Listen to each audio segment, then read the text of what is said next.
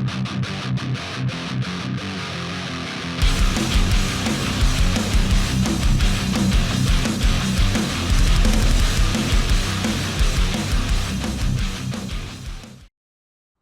content is brought to you in association with my buddies over at Jam Jam Cards UK. You can find the links to the eBay store and the Facebook page in the description. Hello duelists, it's Joe here from Rufioh. Welcome back to the channel. This is my first proper deck profile in just a little while because it's the first time I've been bloody motivated to do one. A whole other subject. If this is your first time on the channel, welcome aboard. You should definitely hit subscribe and the notification bell before you go any further and you realise that this is actually just fucking garbage content. But if this is not your first time on the channel, welcome back. I'm not quite sure we don't have better things to do with your time. But I digress. Let's get stuck into what we're here for today. So, this past weekend I played Dino Kashtira at my locals, Manascrew locals, the OTS Championship there. I did pretty badly with it and we'll go through the reasons why that is. However, I wanted to share the deck list with you so you guys can take a look, see if there's things that maybe will give you some ideas on things you might want to play if you're considering playing the build as well. And I'll also give you some feedback on the things that I think are good, the things that I think are bad. And a lot of that will probably be myself, because again, I've not been playing anywhere near as much as I should. But before we do get stuck into the profile, shout out to the channel sponsors Jam Jam Cards UK. The boys, here's the squad. If you're looking to get some Yu-Gi-Oh singles with a nice discount, check out the link in the description. Use the code Rufioh15 for a nice discount on their eBay store. Supporting the channel, you'll be supporting the team because they'll be able to buy us some nicer cards, and in the process you'll be saving yourself a nice little chunk of money. But anyway, I'm definitely getting sidelined here. Let's get stuck into the profile itself. So I'm going to try and take you through the deck in phases rather than just monsters, spells, traps, yada yada. So we start off with one of my many field centers, along with my cool Pokemon ones. Look at this, not that that's what you're here for, but besides the point. So it's off with double copies of Ultimate Conductor Tyranno. To be quite honest with you, I think 2 is absolutely fine. There are definitely some games where you want to see more than just the 2 copies that you've got available. Unfortunately, that's just not how it works. If you play the 3, you know deep down in your heart that it is going to be mega bricky, so you just have to play the 2. There are going to be some games where you wish you had 3. That's just kind of how it is. You just have to play the 2. Next up, we have a single copy of Dino Wrestler Pancratops. Yeah, just single Pancratops because that's all we can play. Yeah, it was alright. It was okay. Again, I don't think I've played enough really in the last few weeks to warrant saying anything otherwise, but again, it was mostly alright. Next up, we decided to play Overtext Coatlas. Not something I was going to play before, but the more and more I thought about it, I wanted just an option for when I went first, which usually is what we're going to try and do in this deck, contrary to what most Dino builds want to do. Actually, a lot of the time, UCT isn't really the answer, and Coatlas can be enough to stop what, you know, your opponent can throw at you, kind of give you another option, ending with this, like an Appaloosa and maybe a Savage, or ending on the Kashtira monster with this and an Apollo, something like that. You know, those kind of boards are the kind of common things that we're going into, and Coatlas just gives you that extra option. UCT can be quite nice, but there's also times where you open the UCT and being able to get this and the UCT on board is really great. Yeah, it's just one of those things. And of course, it's another copy of Pill, essentially. Onto the smaller monsters, we've got triple copies of Soul Eating Oviraptor. 3 copies of this, absolutely perfect. Definitely what you want to play. 2 copies of Animadorn Archosaur. This was really cool. It never really felt cloggy. It was great to always be able to get it out of the deck with Miscellaneousaurus, which is usually how you're going to go into it. But there's times where you just open this and it's not a bad normal summon to have. Next up, onto the babies. This was actually shortened down. We ended up playing 3 copies of Baby Cerosaurus. I think this is absolutely correct, there's no question of that. But we did play a single copy of Petit Pteranodon. Now, before the event, I was planning to play 2 copies, and previously I was playing the True Kings in the deck, and I was playing 3 copies at that point because you wanted to see as many Earths as possible. Just the one is absolutely fine since we've whittled this list down a little bit, down to the 40 card mark rather than considerably higher. Single Miscellaneousaurus, there's not really much to say here. Probably one of the best cards in the deck. It's a shame it's at 1. It'd be so much better if we could have more copies of this. And a single copy of Giant Rex. Actually, probably one of the most lackluster cards in this deck from experience. It's a shame because you kind of feel obliged to play it because it is an extra body a lot of the time. But honestly, it doesn't seem quite as good anymore. I'm not sure why. Maybe it's just me. Probably it's just me. On to some spell cards here. Of course, we've got 2 copies of Lost World. There's a lot of the time where I really wanted the third copy.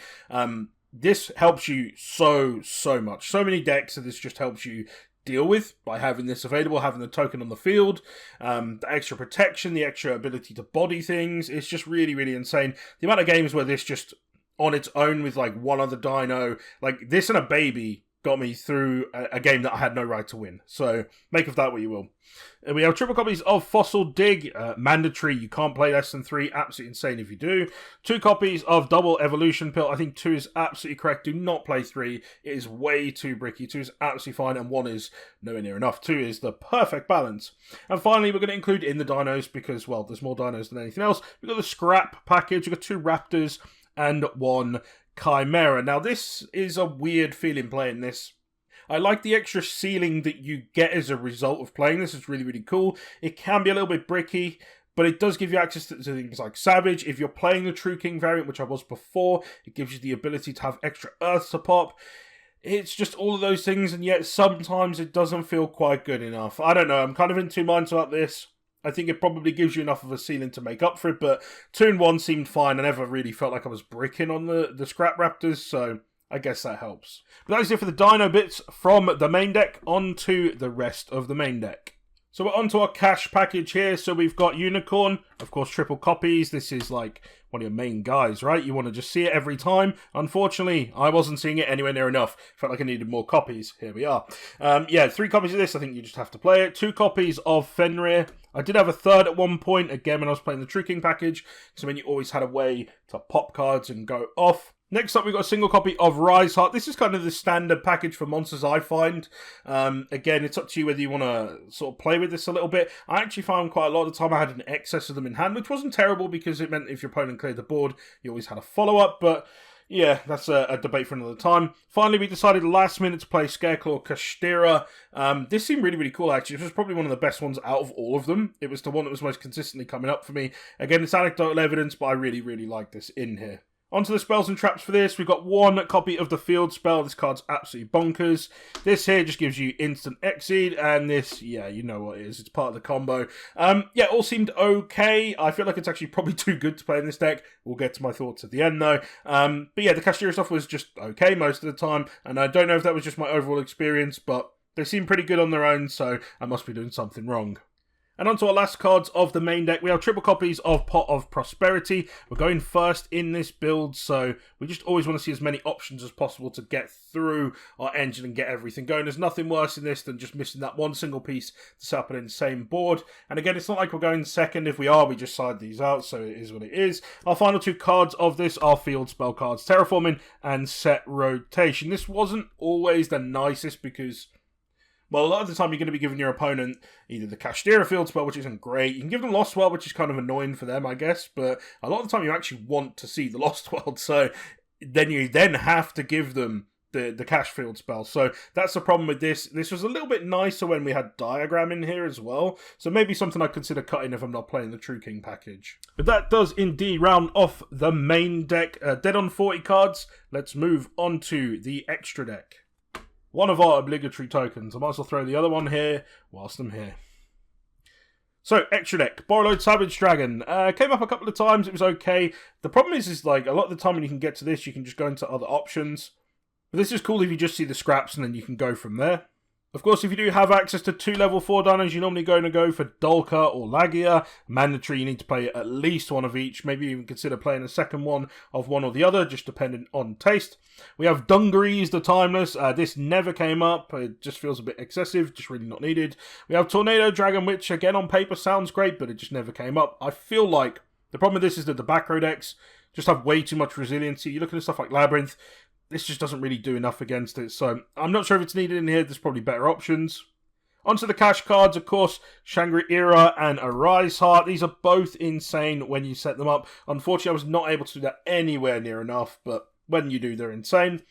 Diabolicist, the Mind Hacker. This card has so much bloody text, but it's a really cool card. Yeah, I think you have to play it in here. We have Zeus Never Again came up because the problem is I wasn't making my Exceeds enough of the time. One of the problems I had with the deck, but hypothetically, it's quite cool. And onto our Link Monsters, we have a single copy of Linkaribo. This can be a really cool way of clearing tokens and getting an extra non-dino on board so you can go into your pill a lot of the time. Scrap Wyvern is just, yeah, it's for the combo. It does boost your ceiling massively. Really cool to have this in here. IP Masquerena, logically very good, didn't come up enough, but it is really good if you want to do IP Pass. Still looks like he's got some stuff to play. Always a good thing, right? Yeah.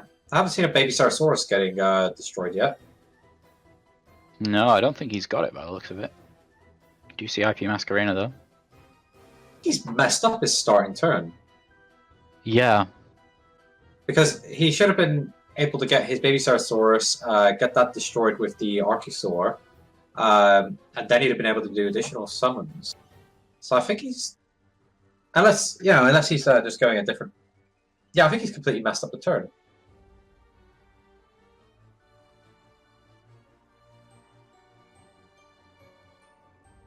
IP Pass is a bit weird. Nightmare Unicorn for IP Masquerena, let's be fair. Appaloosa, yeah, it's Appaloosa, just ending on multiple monster negates. It's really good against certain decks. And finally, Underworld Goddess, able to out other boards and all of that good stuff. That rounds off the extra deck. Onto the side deck.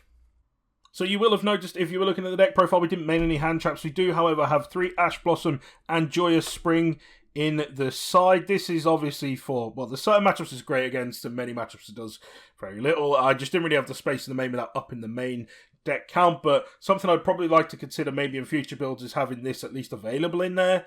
It's just generically decent against most decks, I guess. For going first cards, we have Solemn Judgment, 2 copies of this because it's all we had space for. Really, really cool card, fantastic as always. It's also going to help protect this in case your opponent has things like Cosmic Cyclone to out it. I really like this. The only problem is it can cuck you as well, so just be very, very careful about this card, but it is also a win button against certain decks. Next, we have kind of board breakers and all that good stuff. So we have Evenly Matched. Really cool conceptually. Again, didn't really come up for me, but yeah, it's a fantastic card. You already know that. We have triple copies of Twin Twisters, back row decks, and this was just kind of what was available and seemed to do the job. And finally, a single copy of Harpy's Feather Duster, again, for breaking boards. We did trial Denko Sekka for a little while in here. Unfortunately, in this particular version of the build, I feel like you need the normal summon way too much. With a True King build, you need it a little bit less because you can pop the babies and you can always just play a Denko at the end of it all, or you can start with the Denko, pop your babies and go off from there, however you want to do it. But I feel like in this build, you kind of really need that normal summon for either the Animadorned or the Soul Eaten Oviraptor, so I took it out. But it's definitely something to maybe consider playing. I was also playing Book of Eclipse at one point. It just didn't come up enough in my local area, but definitely something you might want to consider for yours.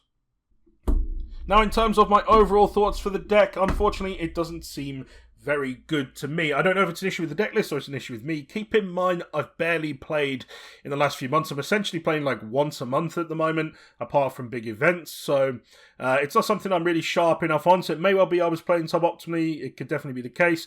I definitely consider just taking out the Kashtira stuff if you want to play Dino. And if you're going to play Kashtira, it feels like you can just play it better in other decks. And I think that's the issue here more than anything. The boards you can end on are quite cool, but they're not insane. They're not unbreakable. Definitely not in the modern game. And I feel like a lot of the time you kind of just wanted to punch the fuck out of your opponent, and it doesn't feel like you can do that consistently enough in this build without enough support for the dinos. It felt like a lot of the time you either commit into the dino plays or the cash plays. Yeah, and it just felt like they were kind of just conflicting with each other in a weird way that I can't really explain other than if you play with the deck, you might see exactly what I mean. But that is it for the deck profile. I just wanted to share it with you guys in case you're considering playing the deck. Maybe you are playing it and looking for some ideas of things you maybe hadn't considered trying, or maybe even just a word of warning for you not to play the deck at all. Depends on your perspective. But I'm definitely considering playing dinos going forward anyway, but probably just a different build. Maybe go back to the True King build, take out the cash stuff, look at more of the scrap, and go from there. I'm not really sure. I'm going to play a few different builds. Actually, maybe do some playtesting might help a little bit. Who knows? Anyway, besides the point. Thank you very much for making it this far into the video. I do appreciate you being here. Guys, if you haven't already, most definitely hit subscribe, and I will see you in the next one.